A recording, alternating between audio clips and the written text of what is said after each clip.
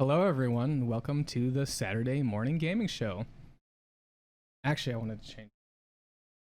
What is this? Amateur hour? Yeah, okay. Oh my gosh. This is our 6th episode. It is, but I wanted to say this episode name in there, so Okay, everyone, ready? Okay. Go. Hello, everyone, and welcome to episode 6 of the Saturday morning gaming show. I am your co-host, Ryne, and I'm joined here today by... Your other co-host, Lobos. Hey, Lobos. Hi. Like I said, we're playing Shadowgate, and that was released in North America July 30th, 1987. Right after I was born. When I was born, I was like, all right, Nintendo games, I want this game. And they were like, okay. So then, however many months later, 6 months, 5 months, And they made it. I'm really glad that they made this to celebrate the birth of Lobos, because it is truly a special game. What's really interesting about it is it's very, very dark. It's very grim. Oh, and, yeah. There's a lot of deaths that are very described in a very visceral way. Definitely. And you look at Nintendo back then and Nintendo now, and this would not have passed the Nintendo stamp of family friendliness that they typically go for there. Yeah, it's this game actually like had some moments that really scared me as a kid, which understandable, because as I play through it as an adult, I'm like, oh my gosh, they said this, they're like in such gruesome detail, or like the pixel art is just something that, especially since it's like still shot and nothing's really animated, you just kind of see it there staring at you, and your imagination does the rest, and you're like, oh gosh. So let's talk a little bit about the art style, because this is very dark fantasy gothic. You know, you think of like the old Conan type movies of the 1980s, and it's like, you know, there's skulls everywhere, and there's ritualistic artifacts, and it's just like very evocative of that 1980s swords and sorcery, which I love, absolutely love. Yeah, and the game is a point-and-click adventure, such that you have basically a screen that shows you like whatever room you're in, and you have a bunch of actions you can take, like look, take, use, open, close, hit, things like that, and you can just try and interact with everything around the room and see what works and see what doesn't. There's a lot of trial and error that's involved. Yeah. So that's a great point there. A lot of it is you kind of learn by dying, but the deaths are pretty. I want to say they don't impact you that much. They're not too punishing. You pretty much always just get knocked back one room, and it gives you kind of a default amount of time on your torch, which we didn't talk about yet, is kind of a mechanic in the game. You have this torch that's lit, and after you perform a certain amount of actions, that is looking, moving, whatever, the torch will start to dwindle, and then this kind of creepy music will play. And eventually, if you don't do anything, your torch will go out, and it's a game over, because you're stumbling around this empty, dark castle. And basically hit your head and you bleed out. Yeah. So we're at the very start of the game here, and it opens up with a very memorable line. It's, you know, it says, "The last thing you remember is standing before the wizard Lackmare." Sounds like all my D&D campaigns. That's a great start. I love it. As he gestured wildly, enchanted in an archaic tongue. Now you find yourself staring at an entryway which lies at the edge of the forest. The druid's words. Now I want to point that's kind of interesting, because they talk about him being a wizard and then immediately calls him a druid. So my D&D is like, well, technically that's not right. You can't have I mean, you could dual classing. Dual class, man. Come on. The druid's words still ring in your ears. Within the walls of the Castle Shadowgate lies your quest. If the prophecies hold true, the dreaded warlock lord will use his dark magic to raise the behemoth, the deadliest of the titans, from the depths of the earth. You are the seed of prophecy, the last of the line of kings, and only you can stop the warlock lord from darkening our world forever. Fare thee well. So, again, I think I would put this... I like it because it sets up the scene. It's fantastic, and in my mind, it's very much like the Zork opening of you stand outside of a white house with a mailbox, right? It's one of those. It's just it's really cool. It sets you up, and you're basically just right in front of the castle, and there's a big door, and like an archway around the door, some rocks on the side, and not much else. So typically on your first playthrough, you're like, okay, go in the door. And then there's this hallway, and these giant burning eyes appear, and the evil warlock lord kind of like says some stuff to you, intimidates you, whatever. And then there's some more doors, and then these doors are locked, and you're like, well, I don't see any keys. Yep. And I got stuck. I remember I messaged you on Facebook, and I was like, okay, 5 minutes into Shadowgate, I'm already stuck. Because I'd honestly spent 15, 20 minutes trying to figure out there's a carpet. I'm like, all right, burn the carpet, and you can, and nothing happens. And I think there's tapestries also maybe you can burn, and maybe that's somewhere else. But I got stuck, and here's the clue I had, though, and I don't know if you notice this. And again, this might be an emulation issue, but if you hit things, the screen changes to little like Batman thing that like says a comic book like pow or something. Pow. Right? Yeah. But maybe in the way that they render the layering of these images, you see a split second of like if there's like a little chest type thing above, and then there's like the inset where the key is. Right. So what unloads it really quickly. Yeah, and you can so see what it. you're supposed to do is they have the cover, and you're supposed to open the cover, and that slides up. So when you hit it, what happens is the cover actually disappears briefly. Now you can't see anything under it, but you know that there is something in there. And that happens a couple times in the game. Like there's the place with later on there's the king, and there's a thing that's supposed to slide down, and the same thing happens. You can hit and see there's something behind there. So any case, so I think that's stuff you wouldn't necessarily figure out as a kid, because it's just like unless you know how. I was like, okay, there's got to be something. Again, this game was remade in 2014. Yes. It's also I say if you like this game, you should definitely check it out, because that game is bigger and it's more atmospheric there.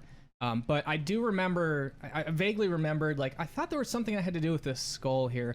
So I was like, hit the skull, use the skull. I think ultimately you have to open the skull. Yep, open. And that's one thing that this game is very finicky on. It's like you cannot use a door. You must open the door. And modern adventure games have gotten a little bit better about that sort of context. It's like when you say use a door, you know what you mean. Right. There's other situations where you need to combine items, and you have to combine them in a certain order. Right. So later on, we're going to have a sling.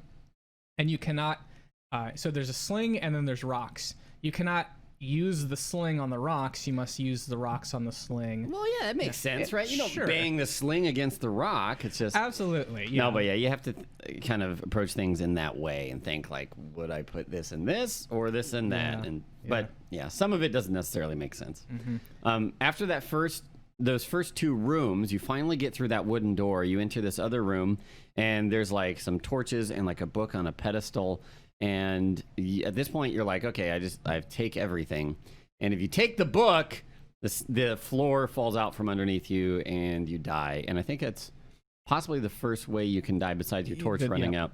And at that point, you should realize like, oh, this game's going to kill me a lot. And there are a lot of deaths in this game. I don't know what number, but there's a ton, and they're all great. And I absolutely love them because, like you said, I played this as a child, and I remember one of the deaths was like, you fall down a pit and you break your legs, and you slowly die. And it's like, oh my gosh, that's such a horrible death. But I did that death yesterday. You jump out a window. It's like you plummet to the ground, and you hit the ground, and both your legs are broken. But in sort of a sadistic way, though, I enjoyed seeing like, give me the description of how I die here. Exactly. Yeah. So it was actually kind of funny. I was looking around the internet, and it turns out that Japan had wildly different translations, and some of them are in the death scenes, and I wanted to read one out because I thought it was funny. So apparently in the English version, you can use the torch on your head 3 times and set your hair on fire. So in English, the thing says, you finally set your hair on fire, the rest of your body soon follows. Okay, so that's pretty morbid, but in Japan, it says, yarg, my hair, it's burning.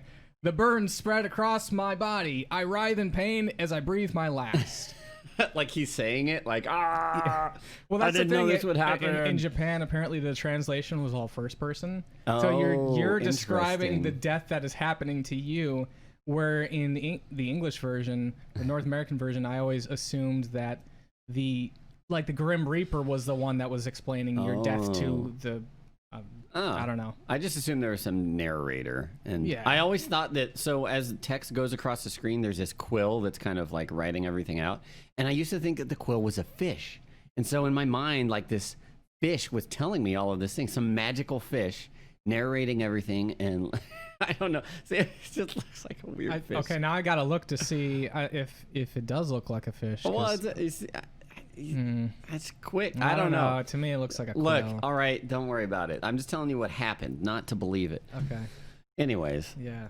so there's a lot of very memorable parts in this game. One of which on the screen we just exited was this room where you enter and it's like a dragon's lair, and you can see eyes off in the distance in this really narrow kind of hallway, and there's all these goodies in front of you, and you're like, You want to pick them all up. I want some goodies. So There's like treasure. There's a chest. There's there's like not a sword, shield and a spear. Yeah, a a helmet, some skulls, some bones. If you take anything other than the shield, you're immediately incinerated by the dragon. Because when you grab the shield, you just hold it up and block the fire. And it's like, because it's a metal shield. Right, it is a metal shield. And so the first time you pick up the shield, you can pick up the 3 other items.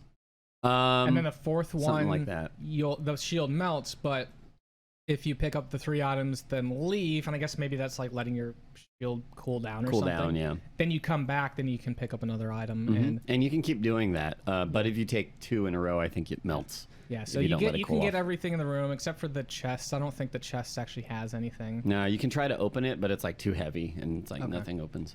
Yeah, so after that, we actually headed over to the sarcophagus room, and you kind of open up all the sarcophagi. Is that a word? I hope so. Probably. And so there's a couple of different ones here, and the one I just opened up was like a banshee that comes out and screams at you. And in this game, it doesn't do anything, but actually, I think in the remake, that one actually curses you. Oh, right? It does curse you. That's the one that that's a core mechanic of the thing is you having this curse. And I think you actually have to open that one. In this one, you don't have to open the banshee thing. But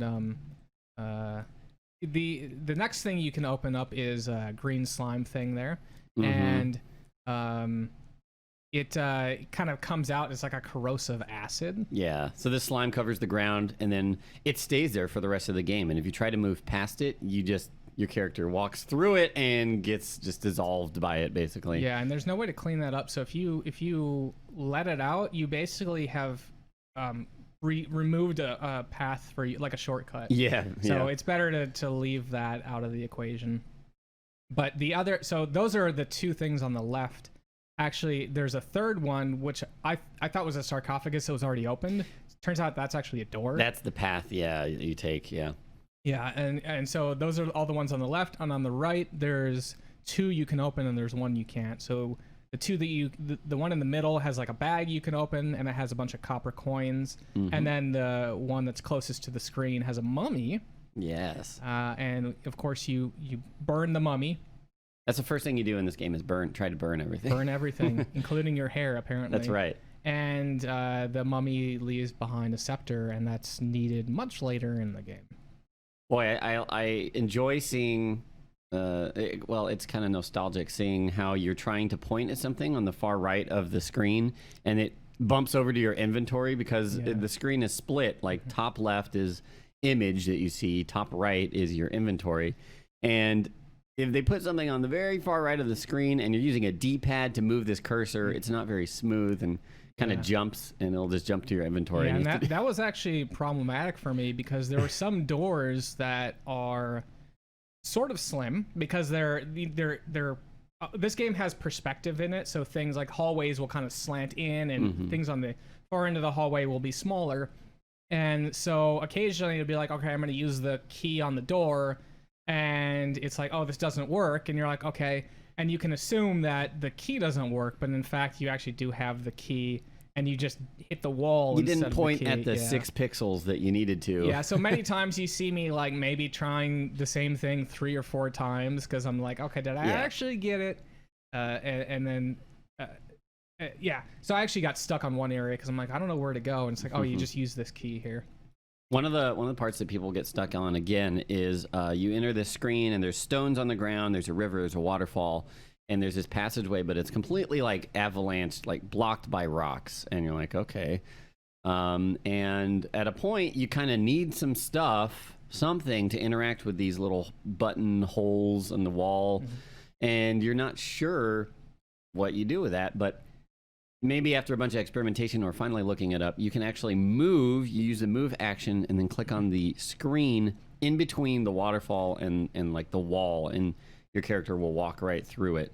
But I don't think you can click move on the waterfall. You can't. That has to be in between. So yeah, and so most of the game, when you look at the so it's kind of rendered into 4 different scenes. You've got the actual images of like the room you're looking in, and then the inventory. You know, Lobos talked about how that was broken up. So that's like the top half of the screen. The bottom half of the screen is your verbs, so look, open, whatever. And then on the bottom left is actually almost like a representation, like a 2D map that just shows you entrances that are entrances and exits that you know about. Yeah. And I think this is the only one that's not actually rendered in there. So I think there's a couple, but it's rare that they do that. Yeah.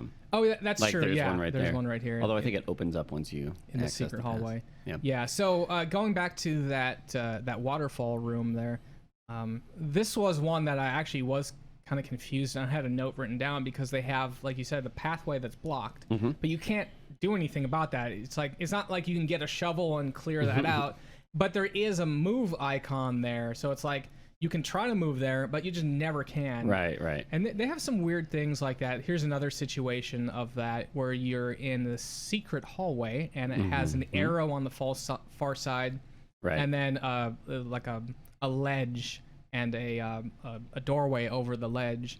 And if you try to climb up that ledge, it just crumbles. Yep. And then you can't get there. So, yeah, I don't know.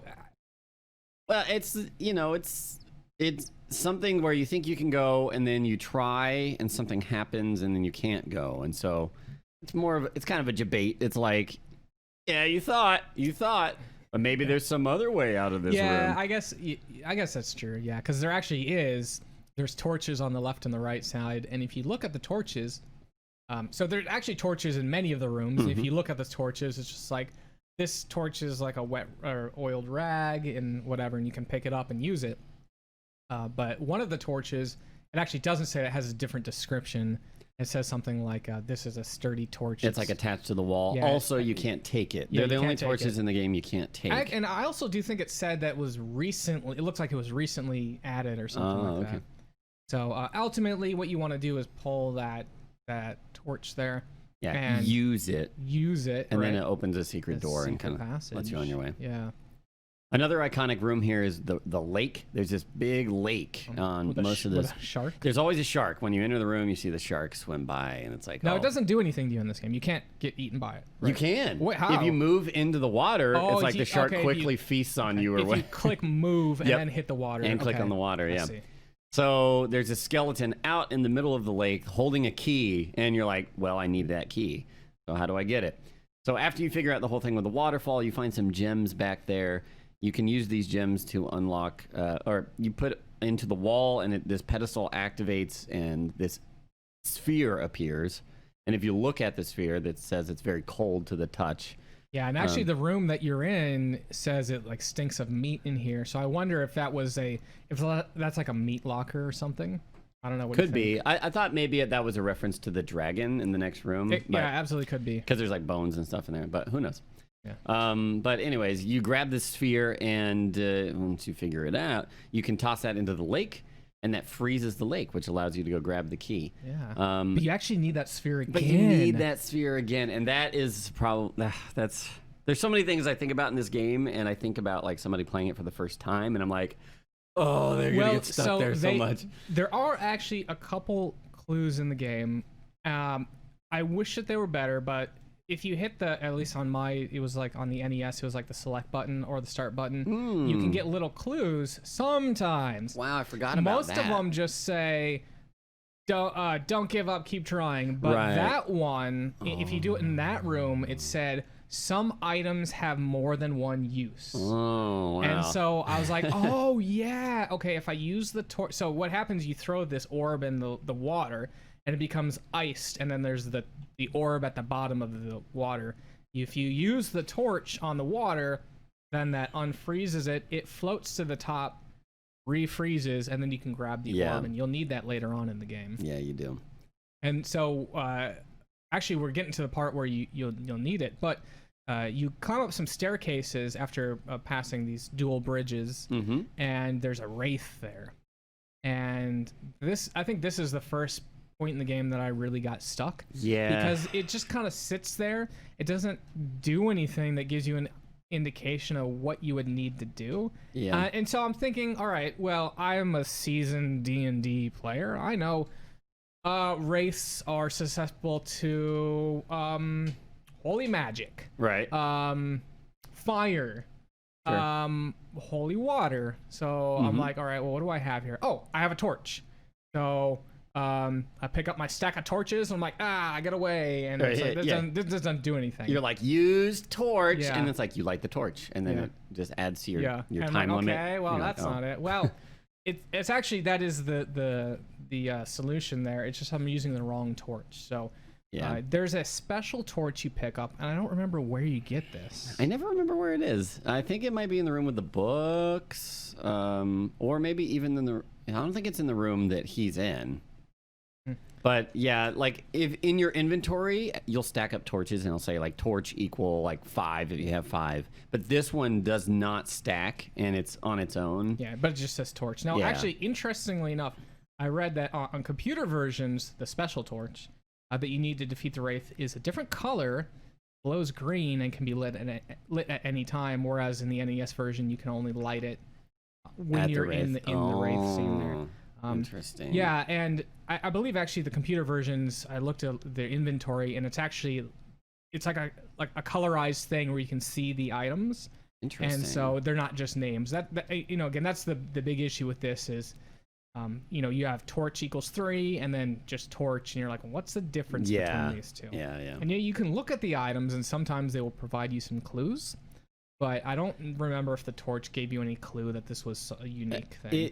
It reads differently. And then again, you have to you go to use, and then you click on your lit torch at the top that shows your kind of time limit. And then you click on the individual torch that's special. And then it works. If you try to use that torch on the Wraith, I don't even think it does anything. So it's like... again, really finicky on the order of operations here. Yeah. But after that, you go into this room that says Epor, E-P-O-R, in a sign. Epor. It actually looks like it's written in blood or something. It's kind of an orangish blood, but the text is like kind of dripping down. Wow. And so when I saw that, I was like, oh, rope. Okay, yeah, I know that. It spells rope. And there's a rope in the middle of the floor coiled up. So you look at it, and it just says, this sign says Epor. And it's like, great, okay.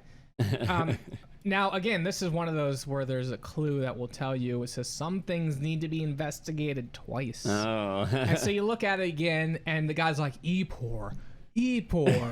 Oh, that's rope. It's like, yeah, I know. And then so you get your first magical spell. Yes. Which is Epor. Now, this one, I think the magical spells here were a little weird because they didn't really adhere to any sort of common naming convention. When I saw Epor, I was like, okay, cool. They're gonna take all the spell names and just reverse them, put them backwards. Yeah, but they kind of just go all over the place. They just pick up random words to really sell the thing. So I'll just, while we're talking about spells, recite some of the other spells. So there's Humana, there's Tarak, there's Illuminia, and then Motari. So some of these spells, you can tell what they do, like Illuminate. Yeah. That's okay. You can guess there's a light there. The actual full name of Tarak is like... It's Terra Tarak. Terra Tarak. And Terra's like earth or world. And so you can be like, okay, this is something to do with the ground. Yeah. Motari. Motari riseth. Yeah, that's right. So something rises. Something rises. And then you have Humana, and it's like, well... this is the only spell that really doesn't give me any indication what it is. Yeah. And so actually, we'll just talk about what that is. It actually renders you invisible.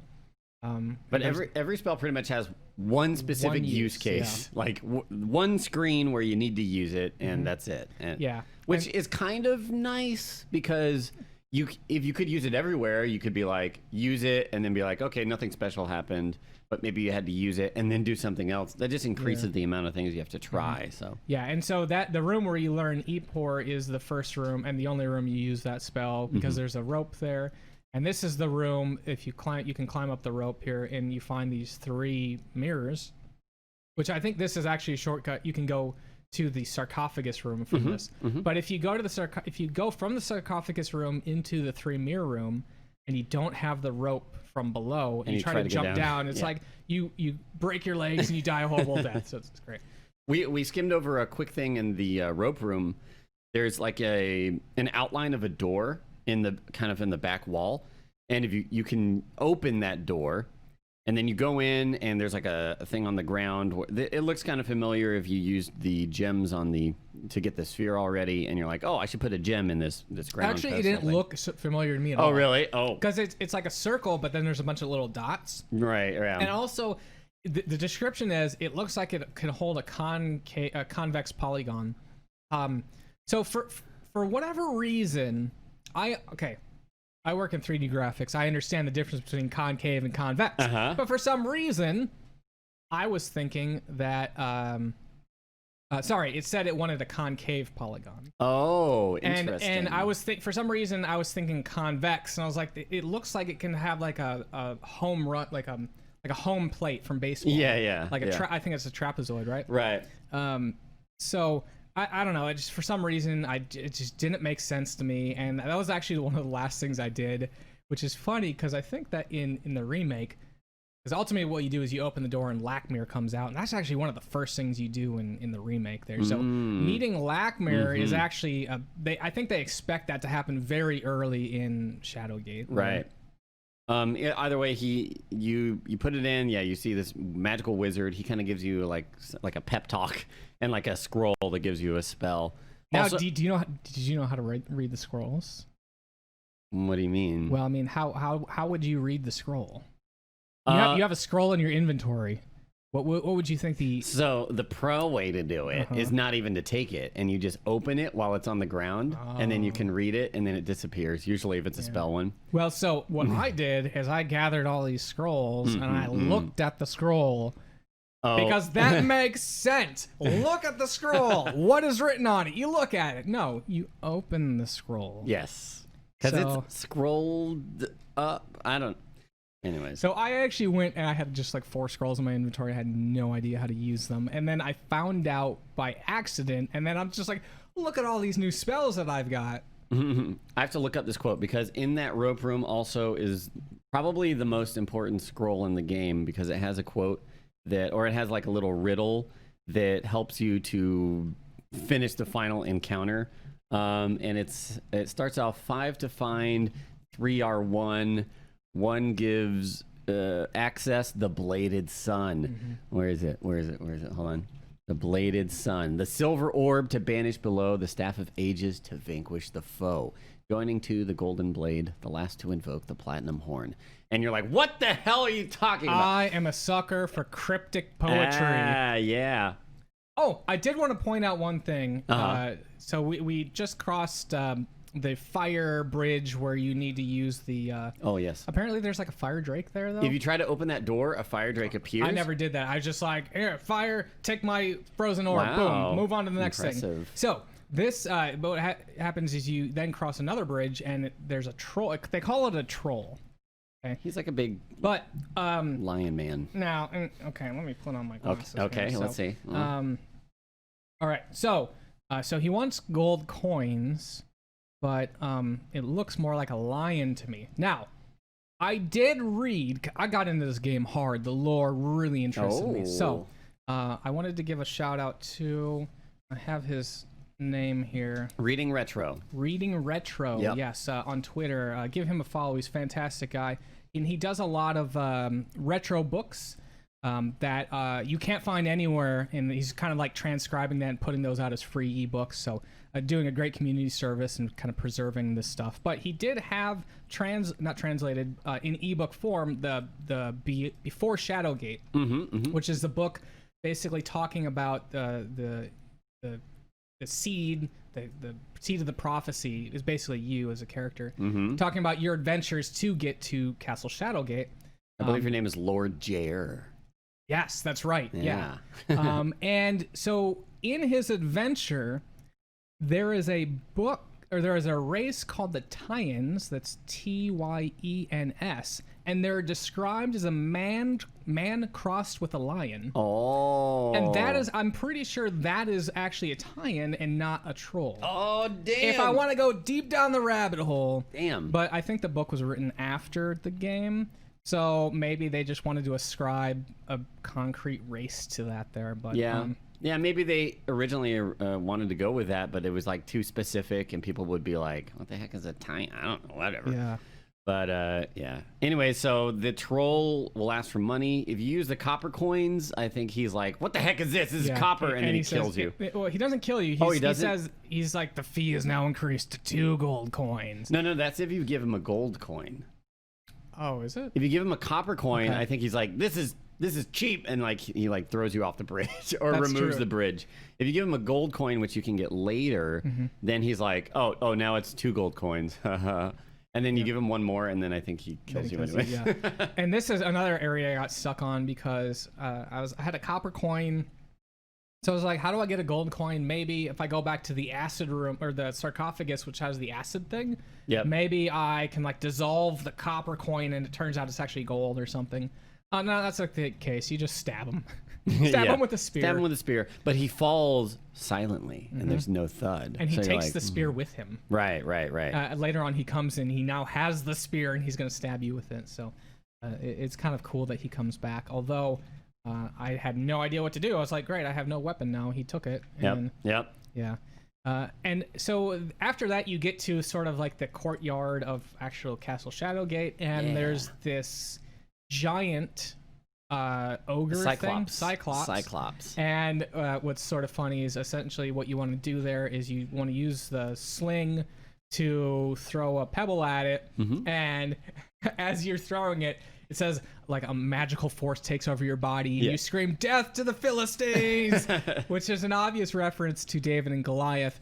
But apparently in later versions, they removed the word Philistines with, I think of like enemies or something like that, because they that was potentially offensive slander towards a culture there. Sure.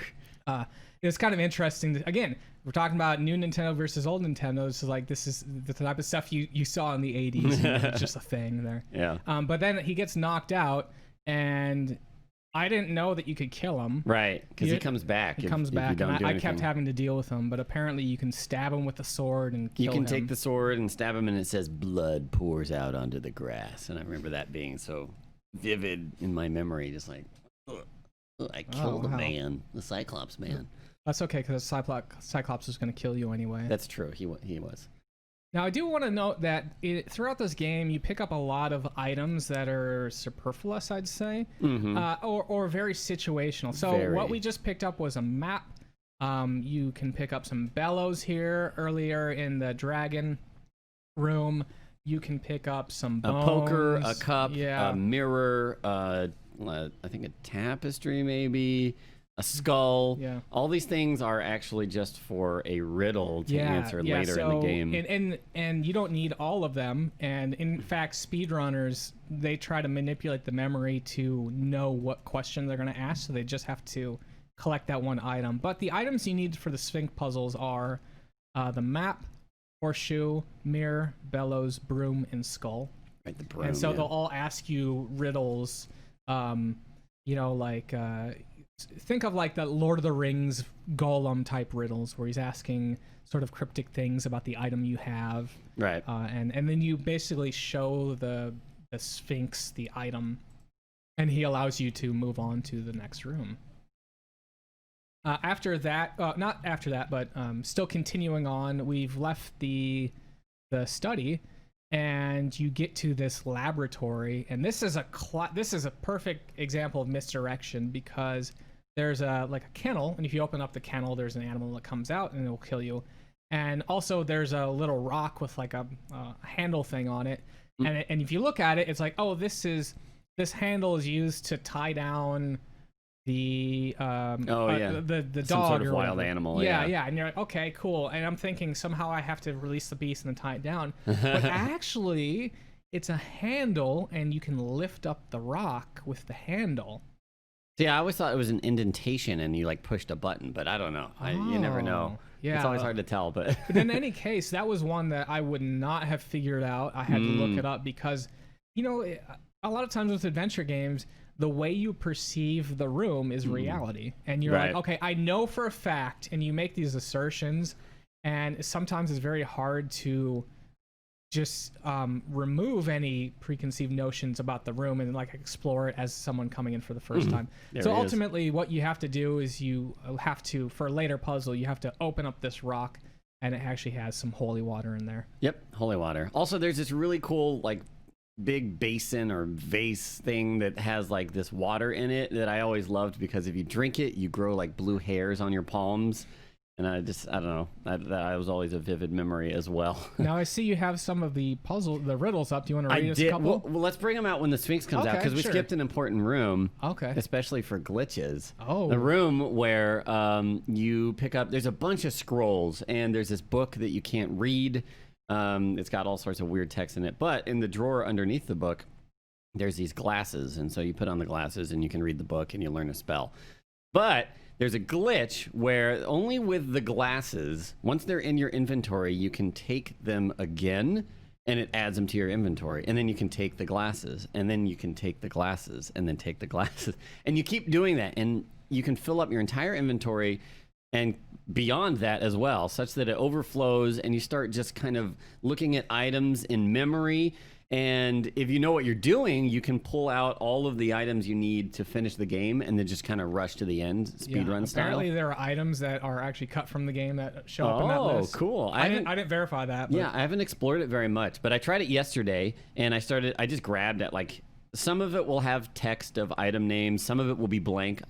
So I took a blank one, and it started reading off the text of like the end of the game. And I thought it was going to end the game, but it didn't. It infinitely looped that. So. That stuff is very dangerous. Can crash your game there. So you want to make sure to have a save state there. Oh yeah, that you're doing there. So this is the room here. There's 3 doors, and there's a rug there. And this is the room where you actually do need to burn the rug to find a key. And I like that, because in the first, I think there's 3 rugs prior to this that you can burn, or 2 rugs prior to this you can burn, and there's nothing under there. But the third one has it. So you feel sort of, I love that when it's like you just keep doing the thing. You're like, somewhere there's got to be a thing for me there. You get rewarded for it. This is another case where as you like transition into or out of the screen, you can see the hole in the rug just like there. For a brief second. Yeah, you can even see it there in the video.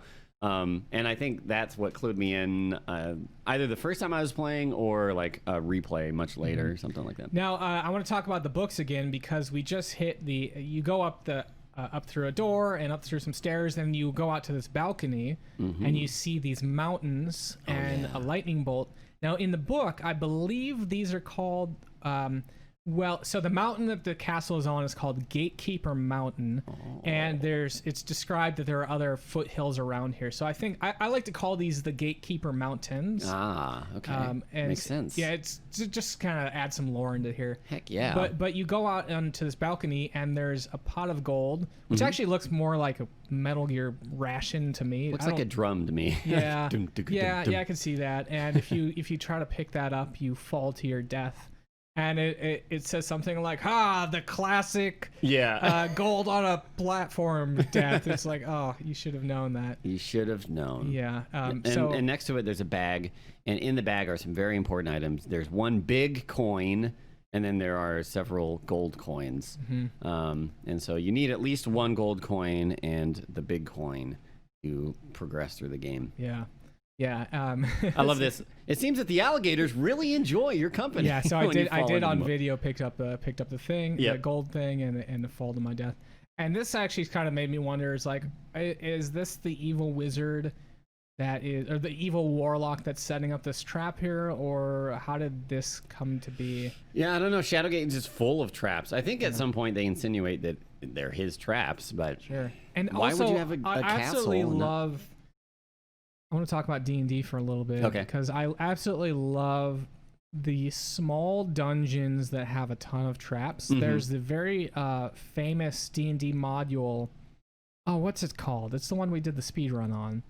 But Castle Strahd or no, it's I wish it's I a remember. vampire one, isn't it? No, it was the No? one where you basically walk in. There's like a grinning maw, and you stick your hand in. There's an orb of annihilation. Tomb of Horrors. Yes. Yeah. And I love that because it's just like, it's such a tight area. There's no fluff. Every single thing is dangerous. And that's Shadowgate. Yeah. And it's just everything will kill you. And it just like every room has a potential trap there. Right. Or an item for you to pick up. And I absolutely love that there. Things to do, yeah. Yeah. So actually, I think we just went to the skeleton. Oh, we're just getting to the skeleton now. So this is the king. The last king. He's a skeleton wearing a little king crown, and he has this big axe in his right hand. I would call it a halberd. A halberd. Yeah, you're right. Totally. That's a halberd right. in the I'm right. hand. Yep. And the left hand is empty, and he's sitting on this throne, and he's just kind of stationary.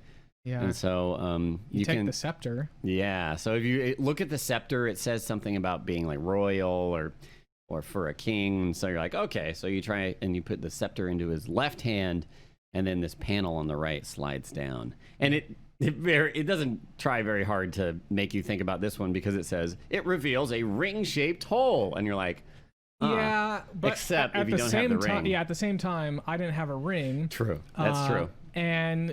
But I did pick up a talisman / crest Right, before, so I was convinced. I was like, all right, well, I see a crest on the wall. The crest lowered, and I now have a insert to put something there, so I got to put a crest there, but that was not the case. So I spent actually quite a while, because again, I didn't have the ring. Right, we didn't get the ring yet. There. Yeah. So the ring is actually next to the room with the wild dog in it and the button on the ground. You go outside into another courtyard, and there's this fountain, and it's beautiful and all this stuff, and there's a flute atop the fountain, and you're like, oh sweet, well, I'll take the flute. Yeah. Well, if you didn't already get the silver gauntlet, which is somewhere else, you grab it, and it's like, oh, it turns out the fountain was acid, and now your hand is burned off, and then you like bleed to death or something. Of course. Yeah. I did not have the gauntlet because, again, I'm going to keep hammering on this.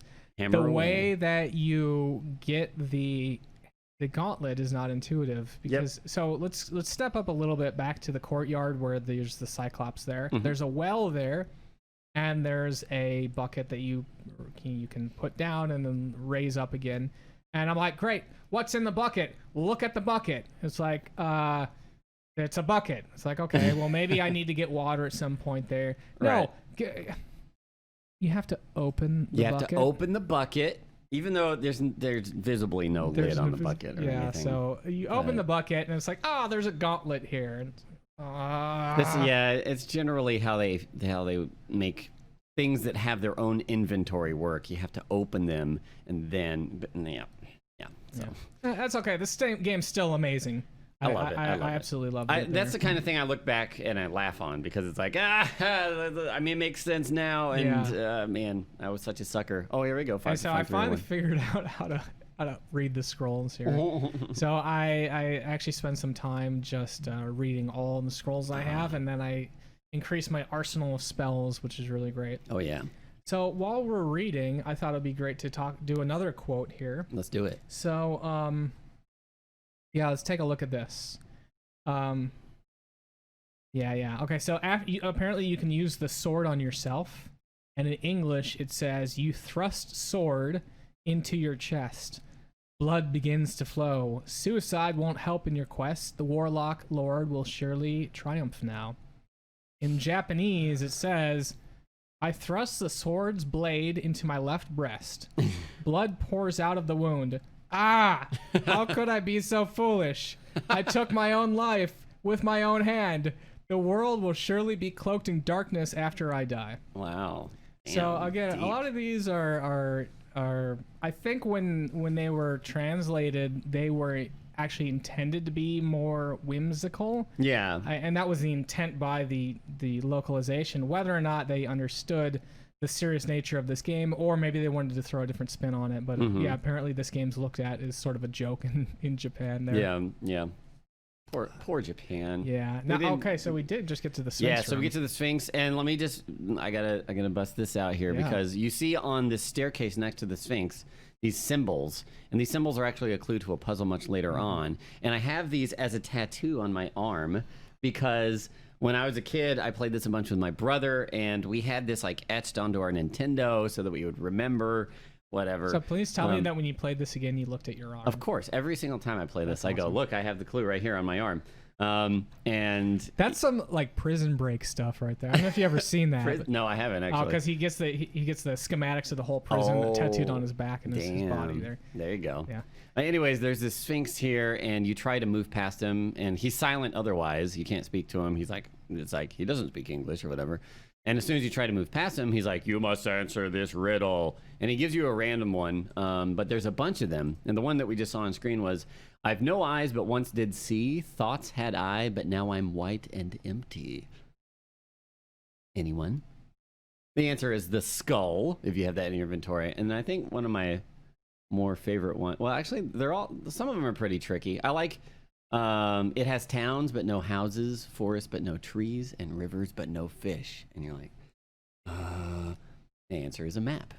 There's some good riddles there. Good riddles there. Won't spoil the rest. You do need to, every time you go up past him, you have to answer a riddle. So it's not like you do it once and you're free there. Oh, and if you answer incorrectly, he will teleport you to a random place like in the game. Oh, I thought because he teleported me to the bridge, and then I got killed. So I figured that was like his. All right, go let the troll kill go die. No, he'll teleport you to like random. I don't know how many different places he can teleport you, but yeah. Now after that, you go in this room right here did it for me. Yeah. I was like, all right, this is everything I love in life here. So you go up, and it's this perfect culmination of like Lovecraftian, Gothic, astrology, everything combined into one room. Is absolutely phenomenal. So you go up into this room, and there's this telescope looking out into the stars, and then you see a map, and it's got these two planets that are aligning, and there's a shooting star. You have to pick that up. But I just like, this is what I really loved about this game is like, I don't know what, it's just like I love omens. I love portals to other dimensions. I love who doesn't astrology. As a fictional concept, not a real thing.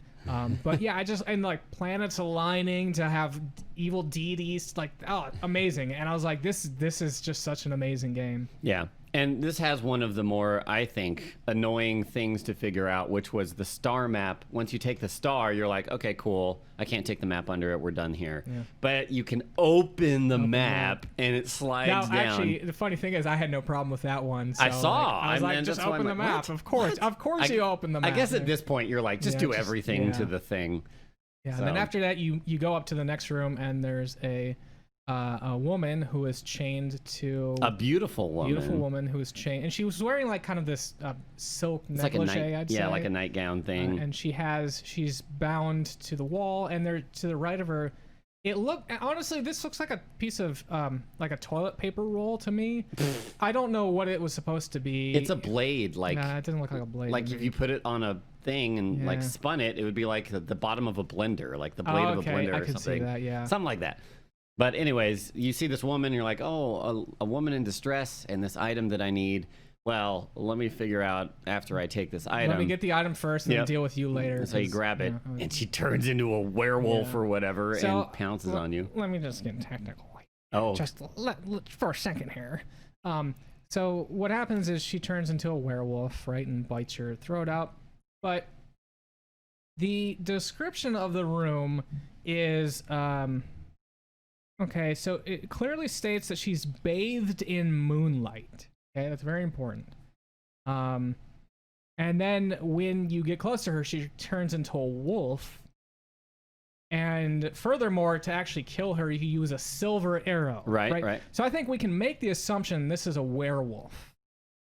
But Moonlight is supposed to be the thing that takes you out of your human form and makes you a wolf. So it's almost like it was backwards. And I was like, because I think I suspected something was up. I was like, okay, there's a woman that's chained there. Of course, something's going to happen.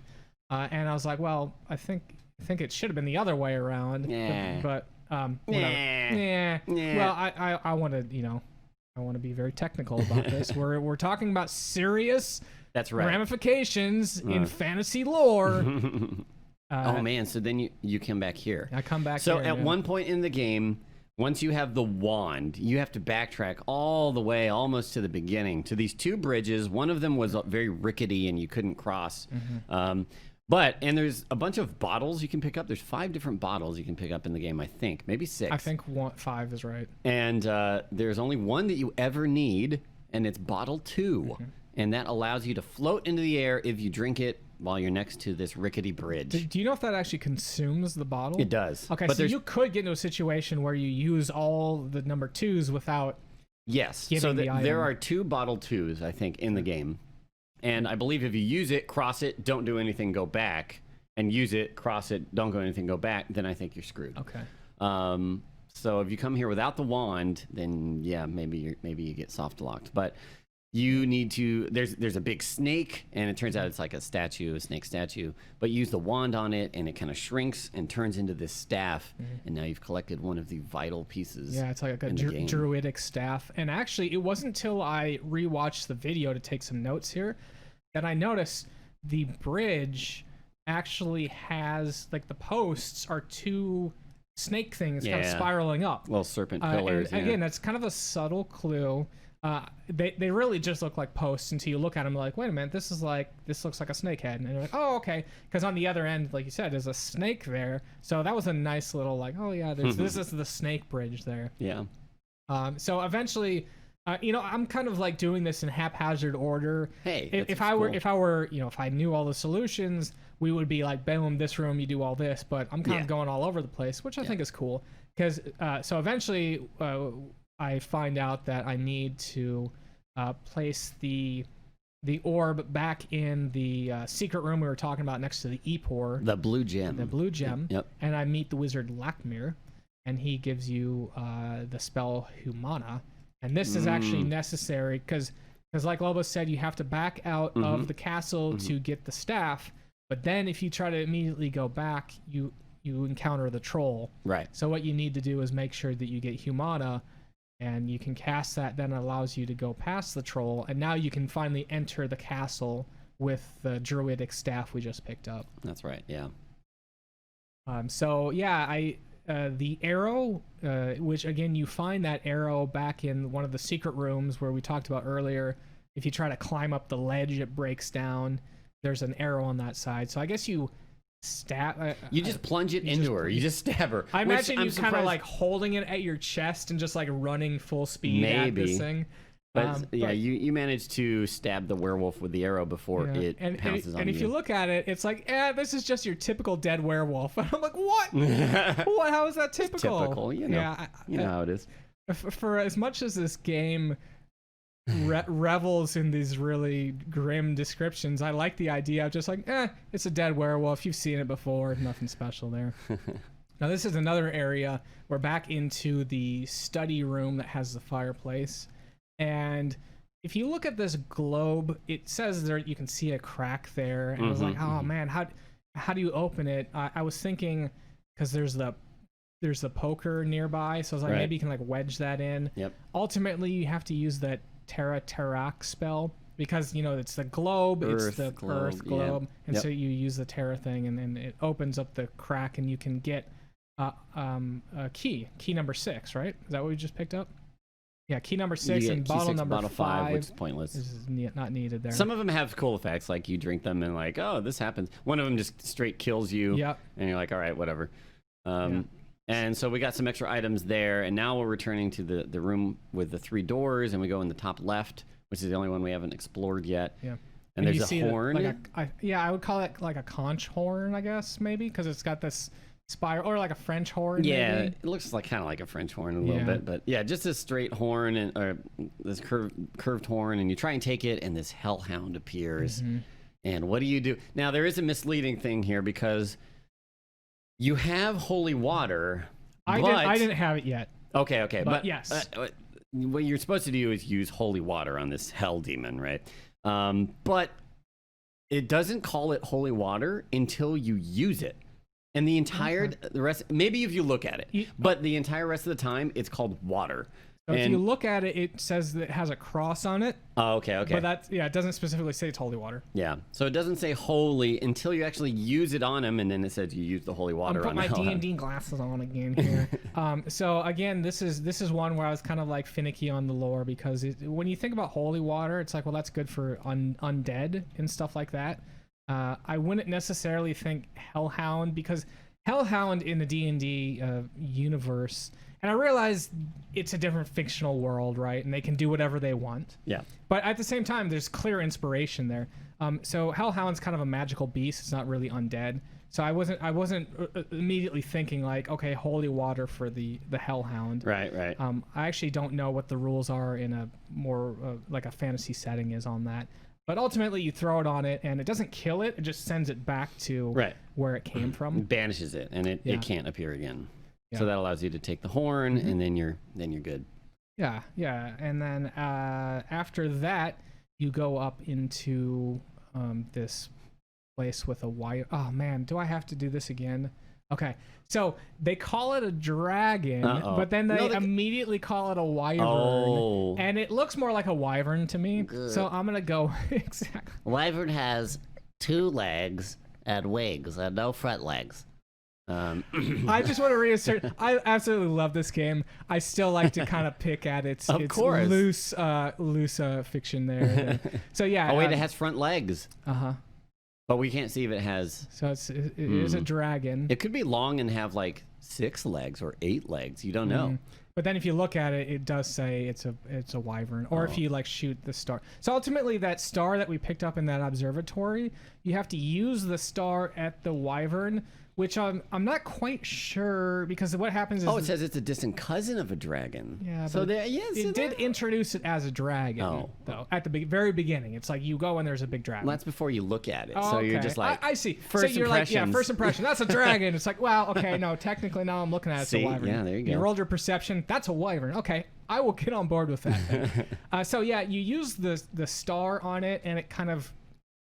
It turns into like a fireball. It comes alive. You throw it, and then it bursts into flames and becomes this like fireball projectile, and then it says that the wyvern explodes into a million pieces or whatever. Yeah, and then you're free to take this talisman. And ultimately, the talisman is the top. No. That is a thing you use later on to insert into.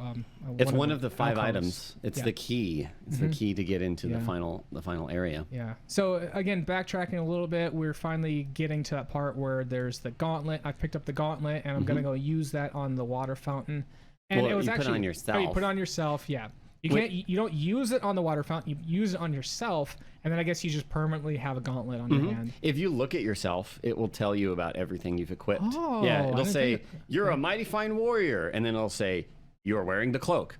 You are wearing the glasses. By the way, is the cloak used for anything? The cloak allows you to traverse that fiery bridge area where you throw the sphere down, the cold sphere. Oh. Otherwise, it would say, it's too hot and you have to turn back. But you probably just put the cloak on immediately. That's right, because I actually had that as a note. It was a little bit weird because when I entered, and immediately it said, it's too hot, have to turn back. But I feel like then all I did was re-enter, and it's like, great, you're fine. But maybe I did put a cloak on there.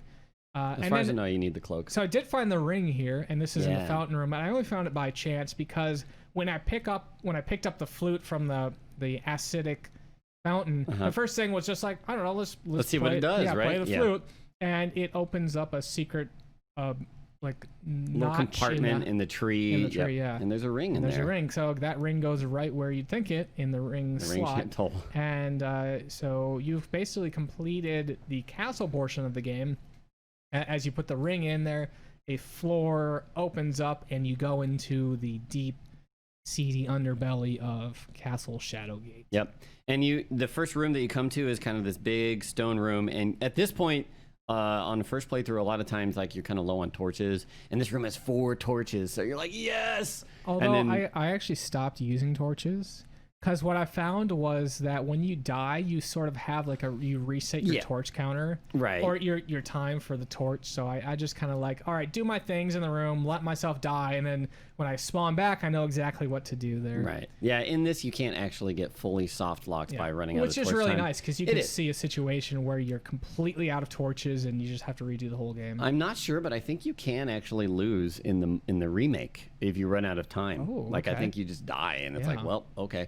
And you might have to, I think I restarted at one point too because I was like, I want to do everything faster. Yeah. Anyways, in that room with the 4 torches, there's this passageway to the left, like a kind of underneath the stone or in the bottom of the stone. And if you go in there, then the stone collapses, and it's like all of your bones get crushed. Yay! There's like a tripwire, I think you actually trigger. Something like that. Oh, you hear a click. Yeah. So you can only go one way into this room with some 2 gargoyles, and there's a room to your right, and there's a room straight ahead of you. And if you try to go to the room straight ahead of you, the gargoyles basically rip your body up. But what you can do... And it says there's not enough of you left to feed to the birds. I love that. How do you go to sleep after reading something like that as a kid? Yep. Well, anyway, you actually can use the Illuminaria spell. I think that's what it was called. And that blinds them for some time. And then you can go on to the next room where there's a well with a door to the left. Right. And that door to the left it's not used for anything. You cannot get into it. It's locked. It might as well not exist. And I think I don't remember, but I feel like I remember at some point you can hear something from the other side of the door. Like there's something you can do, and it says you hear a faint scratching or like a muffled voice, but you can never get in there. So it's like interesting. That was always creepy to me, but maybe I'm thinking of a different one. Yeah. Now, if you go into so you open up the well, and you can actually throw a coin. So you in the bag that you got the 3 gold coins, you also got a big coin. If you actually look at the big coin, it says there's an image of a well on it. I don't think I looked at that. But I guess the way I was thinking, I was like, okay, it's a well. It's like a wishing well. Throw a coin in there. Yep. And so what happens is there's like a tornado thing that comes up, or a gust of air. They call it a wind devil. Dust devil. Dust devil, yeah. And that allows you to fall safely into this river area that has a gong and a mallet nearby. Yep. And it's like, okay, I know that you got to use the mallet to hit the gong, but at the same time, I just wanted to hit the gong with my fist to see what would, if anything, would happen. Yep. I think hit is actually used only once in the game. For the secret wall. The secret wall back behind the waterfall. And then there's another verb called leave, which I don't think is used anywhere in the game. Leave is to leave items behind. Yeah. I tried to, actually during the last fight, I tried to leave my completed staff behind. It's like, wait a minute. It won't let you do that. Don't do that. But you could leave behind, like, I think, bottle 5, like things that you don't need to use. It's like inventory cleanup. That would be nice if I would have done that, because by the time I'm near the end of the game here, I've probably got 5 or 6 pages of inventory stuff. Yeah, and every time you look for an item, it's like scroll. On the screen, anyways, you're on this cavernous lake area, and there's like the gong and the mallet nearby. And this is one of the only screens you actually have to use something from the screen on something in the screen. And I remember that being like something you had to kind of try for the first time. You're like, oh, okay. So you use the mallet on the gong right next to it, and then this ferryman arrives. Yeah, I think this is Charon. Yeah, I think so, and because I believe that's the river Styx. I mean, it fits it checks all the D&D lore. Actually, it's not D&D lore, but anyway, because he kind of holds out his hand, and you're like, okay, I'll give him some gold coins, and Charon will, I think it's 2 gold coins, and he'll ferry you across the it's just one, but just one. If you come back, then you have to pay him again to go across. You actually don't. No, you don't. You might be able to, but you can just click move and then on him there. Nice. And so you enter the second to final, the penultimate screen in the game here. And funny thing is, I was reading that before Shadowgate book, right? And in that book, they actually have hints at the end of the for the game. Some of the chapters they have hints. and all they do is they like give you the solution, and they they make it upside down. Oh yeah, yeah. And one of the hints was like, use the talisman on the sword alcove, and it's like that is one of the biggest things that you should not spoil, and that was like the end of chapter 3. Oh my gosh. So I actually did get kind of spoiled on that one. But did you use it on the wrong ones? I did. Okay. And it does kill you. The giant skull door shoots eye beams at you, and it's like melts you. Now I don't think that's that tricky of a puzzle, because it's like, well, there's 3 options and only one works, so you could conceivably just try it by trial and error. But I didn't actually have all the items I needed. I still needed the silver orb. Silver orb. So you backtrack to where those gargoyles were. You go to the right of them, and there's this big lava area with this creepy statue that's got like kind of like an insectoid face. And it's kind of misleading because you have to use the spell Motari Riseth here, and there's something that's already risen. And what you're doing is you're rising a bridge out of the lava, and then lowers the statue. Yeah, so it's like, whatever. And then that takes you to this chamber with the 3 switches where we need to use that clue from the Sphinx room. Now I was stuck here. Because when I went to the Sphinx room, I'm like, okay, I see this thing. It's kind of front center. It's hard to miss. Yep. But at the same time, it was multiple days, and I'd forgotten. Yep. Even though I'm like, okay, remember. And so I actually had to look that up on the internet. I'm like, oh yeah, I go to this spot here. And ultimately, what I do is you get that silver orb. You place so you take the staff, you place the blade on the staff, you place the orb on the staff, and now you have the final weapon. The Staff of Ages. Staff of Ages. Remade, reborn forever. Yeah. And then you don't need to assemble it before you encounter the wizard, but you need it to beat the game at least. So you go in there, and the wizard comes up, and he's got his little staff, and they have this thing that they call the behemoth. It's this pinkish thing with like the sharp teeth, drool coming out of his mouth. Kind of actually looks like a dragon. It's got like points on its wings, like spikes on the ends of the wings there. And you can kind of just sit here and not do anything. But if you use the wrong stuff, the wizard will shoot his fire burst at you and kill you. Yep. I remember the first time we figured out the whole staff thing. We were like, oh, nice.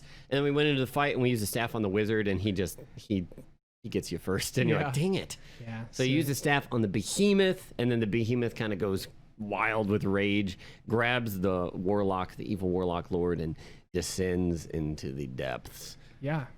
He screams in agony, thrashes, and probably rips the evil warlock into so many pieces that even the birds can't feast on him there. Can't be fed by him. And that's kind of it. That's the final thing you do. Yeah, you complete the game, and you go back to the kingdom, and the king is just like, "Hey, good job. You can have my daughter as your wife." Because why not? Also, she's a werewolf, so please. What? That's right. Yeah, because there's like a little. It kind of looks like her. Yeah. You see her back there, but there's some just general triumphant text while it's saying like the bards will tell the songs of your adventures and all this. Yeah. And then it ends with one of my favorite quotes, and it just says, "The first stories end." And there was a Shadowgate 64. That's a good one. I don't know if you played it. We played it a little bit. We ought to play it again some other time. There's also Beyond Shadowgate as well. A game? Yeah. Shit, I need to play that. Yeah. I need to go play that. One thing that I forgot to mention, but I think is really cool to just explain why we're doing all this stuff. So a little bit of lore here. It's covered in the book, but also a little bit in the game. So essentially, there's in the Castle Shadowgate, there's a group of wizards. They're called the Circle of 12. Again, this is all explained more in the remake there. And so there was one of the wizards became corrupt, and he called himself the warlock lord. He started causing chaos between like elves, humans, and whatever. And so what they ended up doing, the Circle of 12 kind of banished them, or banished the warlock there. And then over time, they kind of disappeared, and so the only wizard that remained was Lakmir. And ultimately, that's the one that kind of helps you on this adventure. So to seal the evil once and for all. Nice. So that is Shadowgate. There actually isn't That's it. any credits. There, it's just kind of. So I remember there was an entry into Nintendo Power where they would do this thing where they would say, guess what the end credits screen this is, and this was one of them because it's kind of obscure. It just says the first story's end. Yeah. It shows your inventory and stuff, so if you're familiar with it. But this game was made by Kimco Seika, I believe, and there are 2 other games at least that are adventure games like it. Deja Vu, Uninvited, also very good if you want to play those. The Shadowgate remake, I would highly recommend if you like this kind of game. Yeah, that's great. Yeah. Well, so that's the end of Shadowgate. Thanks for everyone for watching there. Yeah, hope you guys enjoyed it. Yeah, and so the next thing is we just wanted to give a special shout out to some of our new Patreons for the last episode there. It's really great to see some great support from everyone there. And reminder, if you are interested in supporting us on Patreon, you can head on over to patreon.com/Saturday Morning Gaming Show. A lot of cool rewards there. We got a Discord channel. You can interact with people. Actually, it was really cool. I was last night playing an upcoming game for our show, and I was stuck on a puzzle, and we had some members of the community trying to help me figure out what the solution was. So that was really great. But yeah, in no particular order, we have Brisk Mountain, Anif, Pastry Pirate, Atalivox? Ativalox? Thank you. And Digital Deviant. So thank you, everyone, so much for supporting us. It's amazing to see your support, and we're really honored to be able to entertain you here. Yeah, thank you guys. And it's totally up to you. Ryne takes a lot of his time to do all this stuff, and I just think that he should also get something for this, And I get the love from Lobos and love from everyone. You do else, get that. You do get that. And there's also like behind the scenes footage and stuff. Pretty much every episode we're recording behind the scenes. So if you want to see that up. Sweet goodness. The other thing that's really great about that is we do have a Discord channel for the next game. So not the next game, but the next game. So people on the Discord are able to actually get idea of what we're going to be playing. Kind of a heads up. Little preview there. Let's talk about the Hall of Heroes for this week. Man. Yeah, let's pull those up. The Hall of Heroes is a chance for you to flex your gamer cred. Each episode, simply play and beat the game. Yes. Then take a snap of the credit screen along with your name somewhere nearby and upload it to Imager, and then shoot a link over to Saturday Morning Gaming Show at gmail.com. Yeah, so let's go for this week. We've got Hellhound here. See, screenshot of the end screen and your tag or whatever. Hellhound says, an old classic and the first point-and-click adventure game I ever played. Still remembered the solutions after all those years. That's awesome. Very memorable. Very memorable. Nonsense Megia. I really enjoyed my first Shadowgate playthrough and can see why Lobos loves it so much. It was really fun trying everything on self, even only using self. Yeah, if you use self, it says, what odd behavior for such a brave warrior. I was not expecting that to be in a game for the NES from back then. Awesome game suggestion, and hopefully it won't be my last submission since school is starting up again soon. Take care. Yeah. Thank you, Nonsense Megia. Alamaxia. Holy trip down memory lane. I'm super excited for this week's show. You guys are putting on a really fun production. Keep it up. Yeah, Alamaxia actually sent us 2 images. One was a picture of the Shadowgate game. Oh, nice. And then the one was him cartridge. actually completing the game. So awesome. that's awesome. Awesome. Yeah. Good stuff. Gaming Steiner, another one for the Hall of Heroes, took on Shadowgate and won. Love the classics. Thank you, Gaming Steiner and Brisk Mountain. Of course, not even going to lie, I couldn't get through this without some help online. Thank you, Internet. It's a fun game. Yep. It's a fun game. No worries there. And I think the last image, we have the current standings of the Hall of Heroes. Yeah. All right, cool. At number 14, it's a 4-way tie. Alamaxia, five-way tie.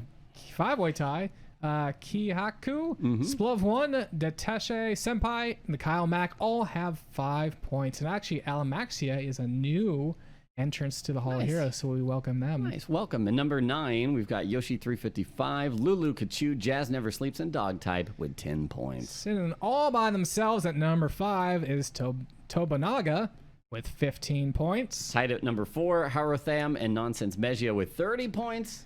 And continuing to lead at a dead even pace here, we've got Gaming Steiner and Brisk Mountain at 35 points. Woo. Yeah, thank you guys so much. So what are we going to do next week? So this is an interesting one. If you remember back when we started talking about the show, we always said we want the games to be 20 years old or more, but that's not a hard and fast rule. And we're actually going to break it this week, the next show, because I think this game is retro enough, and it's sort of a big event. It's going to be relevant to what's going on. What game is it? So we're going to be talking about Vanilla World of Warcraft. Yes. Oh, what that's going to be a 10-hour episode. That's going to be a 10-hour episode. Guaranteed. Practically. Yeah. Because that comes out in 2 days. 2 days, and everybody's going to be jumping back into Vanilla WoW. Yeah. And I'm going to be playing it. It's going to be great. And actually, we'd love to have you come join us. There's all the information you need if you want to group up with us and with other members of the community. I really recommend you head on over to our Discord. We've got a channel on there ready to go for people to create characters. We got server information, anything you want. Meet some new friends. It would be great to see you all there. Heck yeah. And we're going to have an interesting kind of point allocation for that as well. So I think up to level 20 max, you'll get a point for every 5 points for every 5 points for every 5 levels. Yeah. So total of 20 points for the whole thing. Yep. Capped at 20 because for 2 weeks it's 20 levels. We don't want to burn you out. Lot. We want you to have fun when you're playing these retro games and not be worried too much about hitting that max level there. Yep. So. Yep. Well, sadly, we have reached the end credits of this episode, but we wanted to thank everyone for watching us on Twitch, twitch.com/LobosJr, or listening to us on the podcast. Yep. Our Twitch airs every other Saturday, 9:30 a.m. Central U.S. time, and the podcast releases the following Saturday. So make sure to follow and subscribe to the podcast on iTunes, Google, whatever you choose to listen to us on. Actually, let's redo that because I messed up. Uh-oh. It's following Sunday. Oh. So let's just... Okay. Let's just have you read that again. I'll read that again, and you'll edit out in post. Or will Because this is a I? podcast. It's going to make you look like an idiot. You don't know what date is. Wow. All right. Our Twitch airs every other Saturday, 9:30 a.m. Central Standard Time. Nope. Central Daylight Time.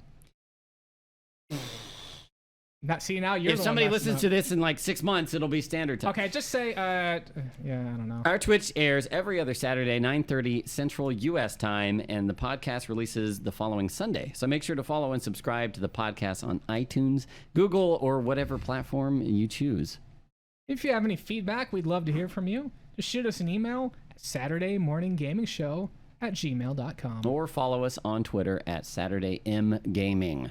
And a special shout out to TechnoAxe for much of the music this episode. For Saturday Morning Gaming, I'm Lobos. And I'm Ryne.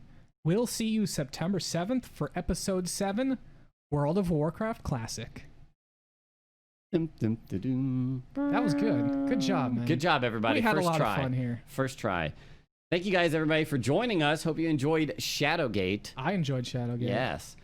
So as far as my stream plans, I'm going to actually be heading out to talk about house stuff because I'm actually really...